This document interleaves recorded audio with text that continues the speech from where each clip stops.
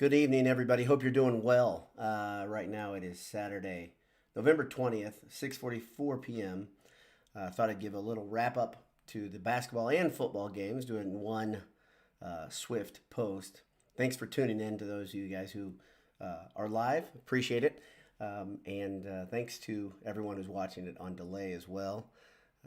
You'll get to see the same passion and feel like you're here, even though you're not watching it live. As you know, let's start with football. Your Purdue Boilermakers, led by Aiden O'Connell and Milton Wright, beat Northwestern today in Wrigley Field, 32-14. And the big story of that game, there's a couple big stories, but one big story is they were playing in a baseball venue, which is unusual. But second, of course, Purdue really handled their business in the second half. The passing offense got rolling.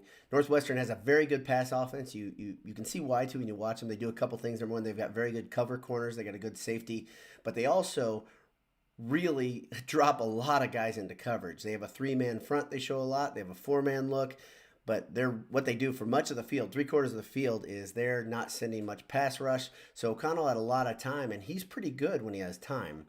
He got sacked a couple times. I'm not sure exactly how many. I don't have that number in front of me.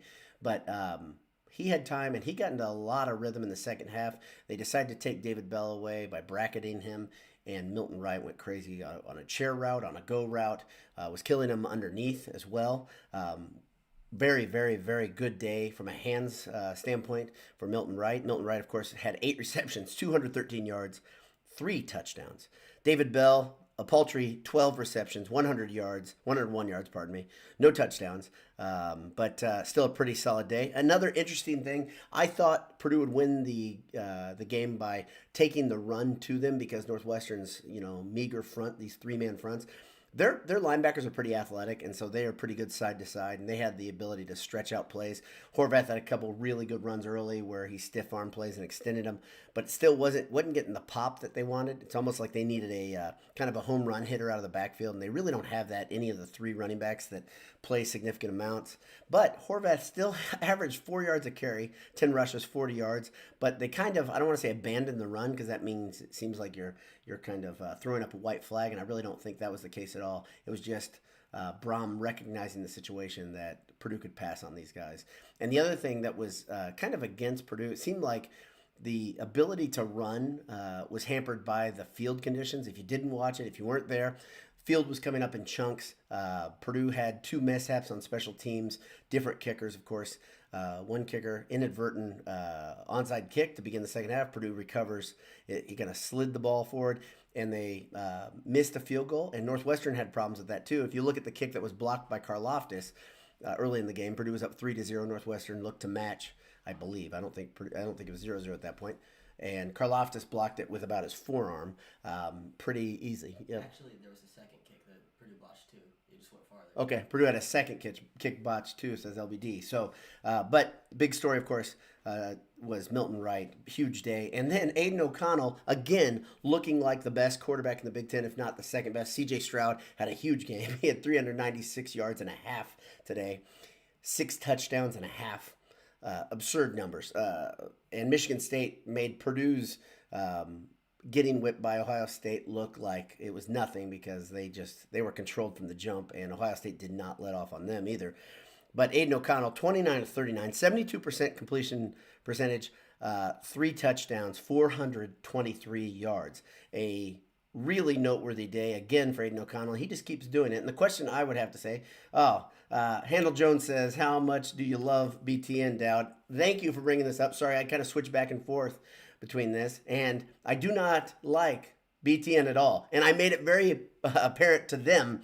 I was hitting them pretty hard on Twitter, if you're on there. I was just pissed off because I don't like it when someone promises something doesn't deliver. And over, the Big Ten Network has not delivered on their end of the bargain. People get the subscription to cable. Most people that I know that are in my age group, a little bit younger, have live TV for sports. That's it. And if you're a Purdue person who bleeds gold and black like you and I do, and then to get to the game, to Saturday when you think you're going to have the game, assuming that the Big Ten Network will have it because it says it'll kick off on noon on BTN, and then it's not there. That's bullcrap.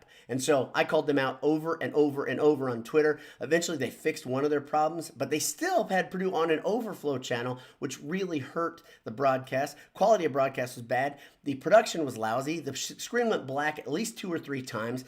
The broadcasters, the 2 guys doing the game, I don't even know who they were, but I'm sure they're fine gentlemen. But all they talked about was the fact it was in a baseball venue. That's all they talked about. So, I mean, whatever, Big Ten Network. Be better. Be better at your job. You're really lousy right now. Whereas producers or whatever, they're not doing a good job. And they continue to not care about Purdue. One of the founding members of the conference plays backseat to Rutgers and Penn State. Penn State gets the primary feed. Screw that. Okay? Purdue's fighting for the West. Purdue's in a really good position. Now they have 7 wins. They're in a great position. They deserve more respect than they're getting. And Big Ten Big Ten Network needs to do what they promised and actually put Purdue on the air. Anyway, let's go for Adam Warsaw checking in. Hits, of course, Adam from Eat AJ's, and I'm glad he's here. I'm glad they're here, and I'm going to give a shout out to them right away. EatAJ's.com. If you're near campus, you're on campus, go over to AJ's, get a burger, get a pint. Burgers, beef, beer. That's AJ's. Check them out. Let's talk about basketball as well. Let's do that real quickly. I'm not going to give you a full. I probably will have another quick cast later this week. I probably have a wrap up tomorrow after the Villanova game. Purdue's set to play Villanova at 1 o'clock after beating North Carolina. North Carolina was 18th in all of the land. Purdue was 6th coming in. Purdue wins 93-84. To me, the most noteworthy story there is Purdue scores 90 points again. They're doing it every game, guys, and it doesn't matter who the opponent is so far. They found a way to do it, and they've done it with.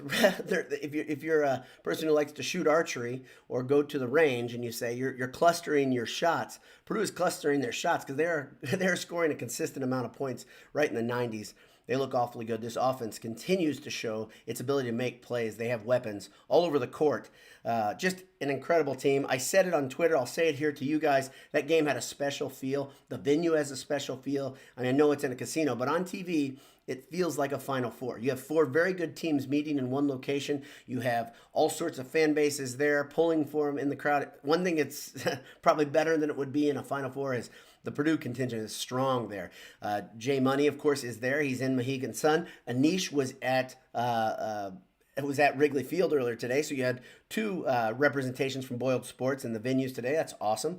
I think they're probably equally soaking up the goodness of the game. So Purdue football plays in a baseball park. Purdue basketball plays in a casino. And Purdue's results were pretty darn good. Let's go through a couple of stats real quick. Caleb Furst played 32 minutes, and he continues to be rock solid.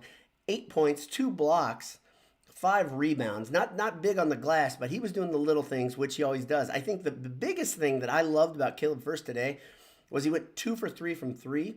I actually thought he went 3 for 3 until I saw these stats. My brain played a trick on me. But both times, I think both of his threes were off of guards driving, dishing out when he was wide open, and he knocked down the shot. Next, you have Jaden Ivey, an amazing game. He had 22 points, 10 rebounds, 6 assists, 2 steals, and only 1 turnover. And by the way, North Carolina shrank I want to say 6-point lead in the second half down to nothing, took the lead, had a 1-point lead. And Jaden Ivey had none of it. He was not going to have any of it.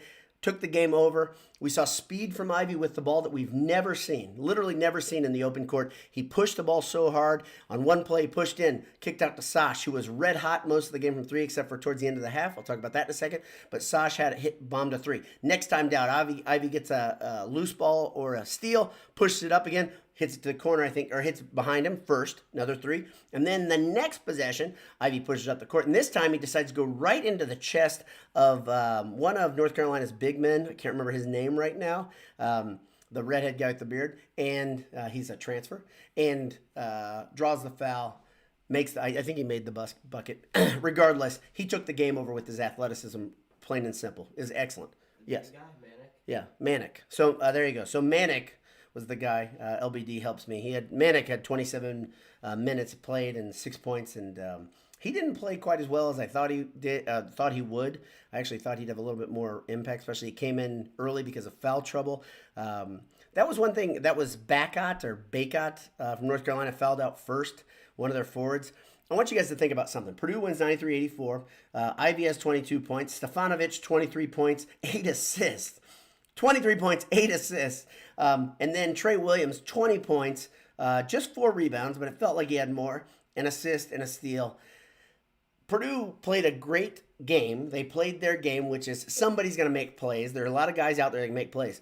But they took a shot from a team that really wanted to get respect. Because I think North Carolina had lost a spot or two in the polls in spite of being undefeated coming in because they had a pretty lackluster game last week. It's one that I watched too. I thought there was a chance Purdue could win by 20. They didn't end up doing that.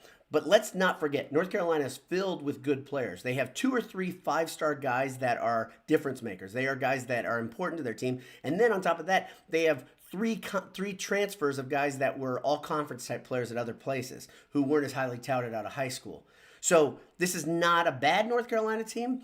Purdue took their shots. It had that game, that feel of an NCAA tournament where it's back and forth. And every time it would flex in, Purdue would push it out to 8 or 9 points. That was super impressive for me. Great effort. Purdue did it all over the floor. Trey Williams played a little angry again. Nice to see. Brandon Newman was super quiet. I think if there's one disappointment I'd have, it was Newman was not on his game. He had no points in 11 minutes. Man, it seemed like everybody, when Purdue needed to play, they'd find a guy to make a play. Edey and Williams both got into foul trouble relatively early in this game, and that kind of matters.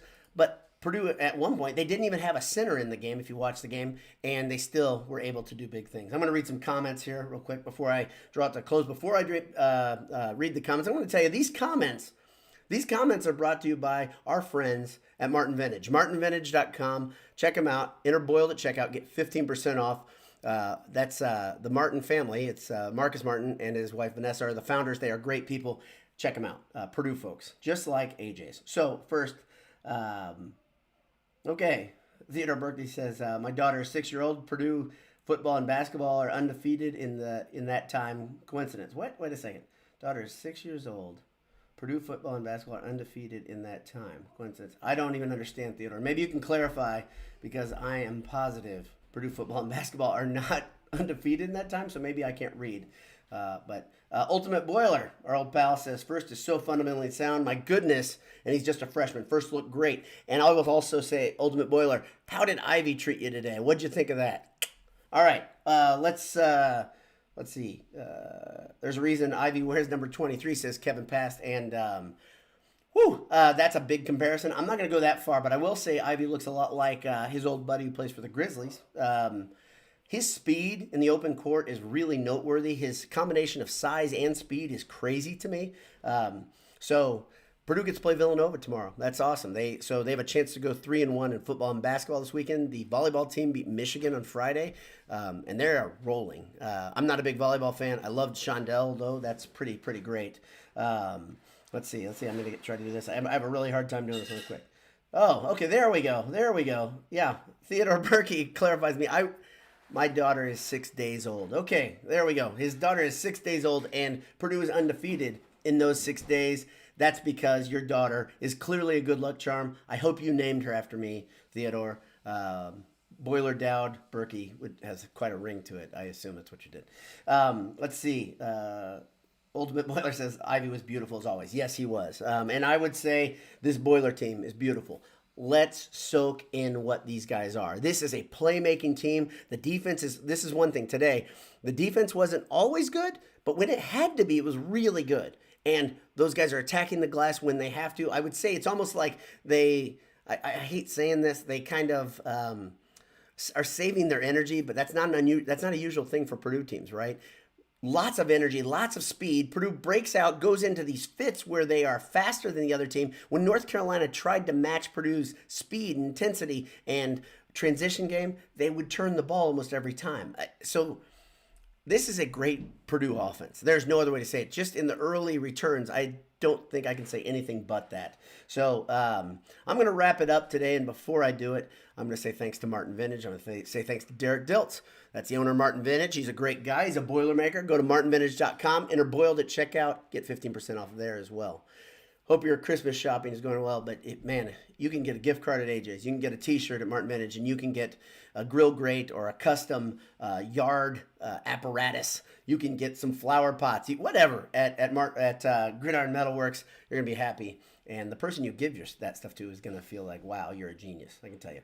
So thanks for tuning in. I hope you have a great evening. It's 7 o'clock now here in God's country. Well, I'm not technically in God's country. I'm in central Indiana. But 7 o'clock in West Lafayette right now. And tomorrow, your Boilers get to play again against Villanova. We'll see you. Have a great day. God bless. Hammer down.